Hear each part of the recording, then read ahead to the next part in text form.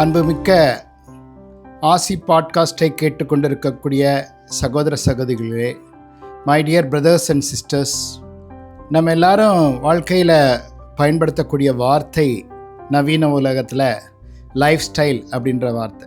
நம்ம life style எப்படி இருக்கணும், அதுக்கேற்ற மாதிரி நம்முடைய வாழ்க்கை தரம் மாறும் என்று பேசி வருகின்றோம். இந்த லைஃப் ஸ்டைலை பற்றி பேசுகிறவங்க எண்ணிக்கை 10 பேர்னா, அந்த லைஃப் ஸ்டைலை நெறிப்படுத்தி கொண்டு வாழ்பவர்கள் ஒருவர் இருந்தால் அதிகம். எல்லாருக்கும் தெரியும் உடற்பயிற்சி எந்த அளவுக்கு அவசியம். ஆனால் அதை பேசுகிறோமே தவிர அதை முறைப்படி நெறிப்படுத்தி கொண்டு வாழ்வது எல்லாரும் அறிந்தது. குறிப்பாக பாரத தேசத்தில் இந்த உணவு முறை என்பது எந்த அளவுக்கு முக்கியம் அப்படின்றது 2000 வருஷத்துக்கு முன்னாடி ஞானத்தந்தை வள்ளுவர் மருந்து அப்படின்ற அதிகாரத்தில் 10 குறளில் 9 குறள் ஃபுட்டு பற்றி தான் சொல்லியிருக்காரு.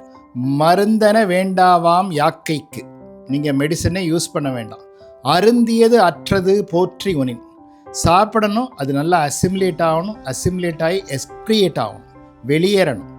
மலச்சிக்கல் பல சிக்கலை உருவாக்குதுன்னு கண்டுபிடித்தவர்கள் இங்கே வாழ்ந்த ஆயுர்வேத நிபுணர்கள். இதை இன்னைக்கு இந்த உலகத்தில் யார் கடைபிடிக்கிறா அப்படின்னு பார்த்தா செஞ்சுரியன்ஸ், வேர்ல்டுலே அதிகமாக வாழ்கிறது எங்கே என்று பார்க்கும்போது ஜப்பானில் 100 வயசு முடிந்தவர்கள் சைக்கிள் ஓட்டிக்கிட்டு திரிகிறது, அவங்க வேகமாக அவங்க நடந்து போகிறது. 110 வயது ஆனவர்களும் அதே மாதிரி இருக்காங்க நிறைய பேர் ஜப்பானில்.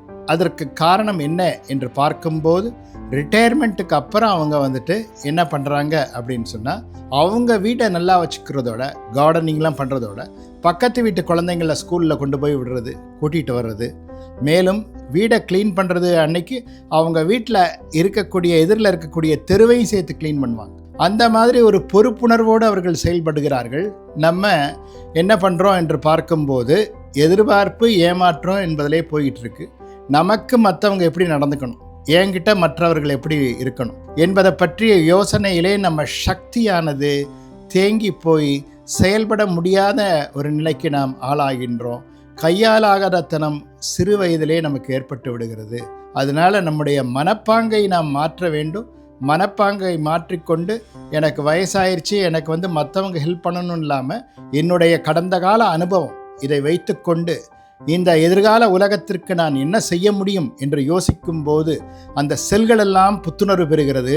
அவர்கள் வாழ்க்கை பயனுள்ள வாழ்க்கையாக, இந்த பூமிக்கு பாரமாக இல்லாமல், இன்றைக்கி நவீன உலகத்தில் எலக்ட்ரிக்கல் இதிலெல்லாம் ரொம்பவும் முதன்மையாக இருக்கக்கூடிய, ஹிரோஷிமா நாகாசாயில குண்டு போட்டு அவங்க துளைத்து அது சின்ன பின்னமாக்கி ஒன்றும் இல்லைன்னு ஆக்குனதை இன்றைக்கி அற்புதமான நகரமாக அவங்க உருவாக்கி வச்சுருக்காங்க. நம்ம இடத்துல பார்த்தோன்னா நிறைய கல்கட்டாவில், வடநாட்டில் பல இடத்த பார்த்தா இப்போ தான் யுத்தம் நடந்து முடிஞ்ச மாதிரி, கொஞ்சம் நேரத்துக்கு முன்னாடி தான் அவ்வளவு ஒரு பாதகமான சூழ்நிலையில், சீரழிவு பெற்ற நிலையில் இருக்குது. இதற்கு காரணம் மைண்டுடைய ரிஃப்ளெக்ஷன் தான். அவங்க தினம் தினம் அவர்கள் ஜப்பானியர்களை உயர்த்தி பேசுவதாக நினைக்க வேண்டாம். அவர்கள் தினம் தினம் போர்க்களத்தை சந்தித்து கொண்டிருக்கிறார்கள்.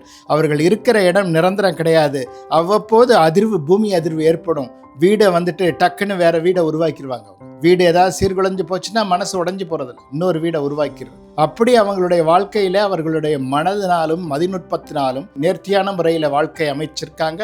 இப்போ நம்ம சிந்தனையை நாம் சரிப்படுத்த வேண்டும், நெறிப்படுத்த வேண்டும். நம்முடைய சிந்தனை உணர்வுகளை நம்ம ஒழுங்குபடுத்தும் போது நம்முடைய வாழ்க்கை ஒழுங்குபடும். உணர்விலே முதிர்ச்சி ஏற்பட வேண்டும். உடல்ல தான் முதிர்ச்சி ஏற்பட்டிருக்கு, உணர்விலே முதிர்ச்சி ஏற்படவில்லை. உணர்விலே முதிர்ச்சி ஏற்பட வேண்டும். அந்த உணர்விலே முதிர்ச்சி ஏற்படுவதற்கு என்ன செய்வது என்று பார்க்கும்போது, பழங்காலத்தில் இன்னைக்கு ஜப்பானியர்கள் அதிகாலையில் அவங்க அந்த காஃபி இல்லாத டீ குடிக்கிறாங்க. ரொம்ப வறுத்தது பொரிச்சதெல்லாம் சாப்பிட்றதில்ல. அவங்க வேக வைத்த உணவை சாப்பிடுகிறார்கள். ரெட் மீட்டை அவாய்ட் பண்ணுறாங்க. இதெல்லாம் எங்கே இருந்துச்சு? இதெல்லாம் இங்கே தான் இருந்துச்சு. இந்த இது நவீன விஞ்ஞானம் போற்றக்கூடிய விஷயங்கள்லாம், உளவியல் வல்லுநர்கள் லைஃப் ஸ்டைல்னு பாராட்டக்கூடிய விஷயம்லாம் இங்கே பல 1000 வருஷத்துக்கு முன்னாடி இங்கே இருந்தது. இங்கே காஃபி குடிக்கிறது வர காஃபின்னு சொல்லுவாங்க, அதை தான் குடித்தாங்க.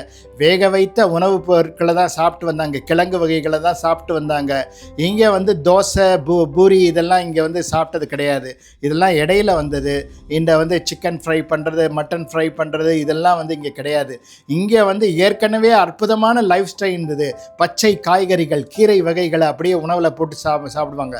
கூழ் போன்ற உணவுகளை, கேழ்வரகு போன்ற மில்லட்லாம் ஏற்கனவே இருந்தது. இப்போ மில்லட்டை நம்ம உயர்வாக சொல்கிறோம். எல்லாமே ஏற்கனவே இருந்தது. நம்ம லைஃப் ஸ்டைலை வந்து நம்மளா மாற்றிக்கிட்டு உடல்நலம் பாதிக்கப்பட்டு மருத்துவத்திற்கு நிறைய செலவு செய்து கொண்டிருக்கின்றோம். இந்த நிலை மாற வேண்டும். இந்த நிலை மாறுவதற்கு என்ன செய்ய வேண்டும்? நம்முடைய மனதிலே மாற்றம் ஏற்பட வேண்டும். நம்முடைய உள்ளுணர்விலே மாற்றம் ஏற்பட வேண்டும். நம்முடைய உள்ளுணர்வு ஒழுங்குபட வேண்டும். நம்ம இண்டிபெண்ட், டிபெண்ட் என்றெல்லாம் பேசிக்கிட்டு இருக்கோம். இண்டிபெண்ட் யாரும் இருக்க முடியாது.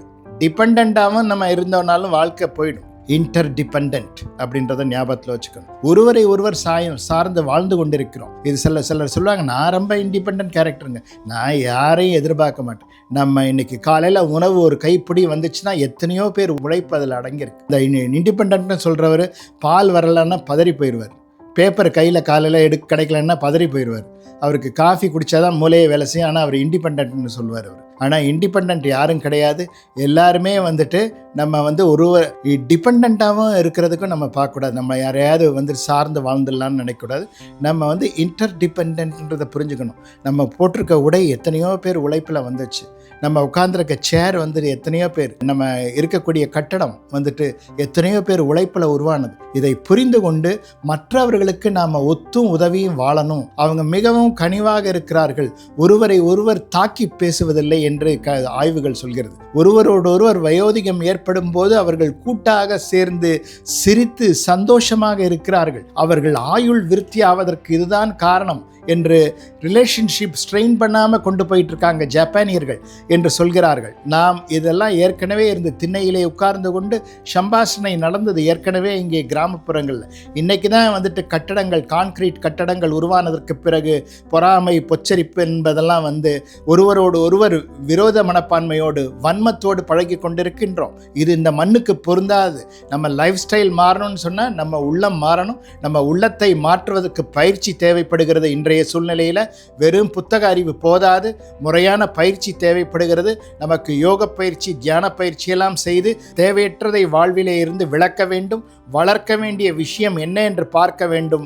வளர்த்து நம்மை மேன்மைப்படுத்தி கொண்டு வாழ்வாங்கு வாழ்வோம் என்று கூறிக்கொண்டு ஆசி பாட்காஸ்டை கேட்டுக்கொண்டிருக்கக்கூடிய சகோதர சகோதரிகள் அனைவரும் முறையான உணவு முறையில் ஒழுங்குபடுத்தி கொள்ள வேண்டும். முறையான பயிற்சி தேவை. ஒருவரோடு ஒருவர் ஒத்தும் உதவியும் வாழ வேண்டும். நல்ல நூல்களோடு தொடர்பு கொள்ள வேண்டும். இப்படி நல்ல பழக்க வழக்கங்களை உருவாக்கி கொள்ளும் போது நம்முடைய வாழ்க்கை தரம் உயரும், நம்முடைய ஆயுள் பலம் ஏற்படும், உடல் ஆரோக்கியம் பெறும் என்று கூறிக்கொண்டு உங்களை வாழ்த்தி வணங்கி நிறைவு செய்கின்றேன். வாழ்க வளத்துடன். RC Podcast by MS Ravishankar Raja.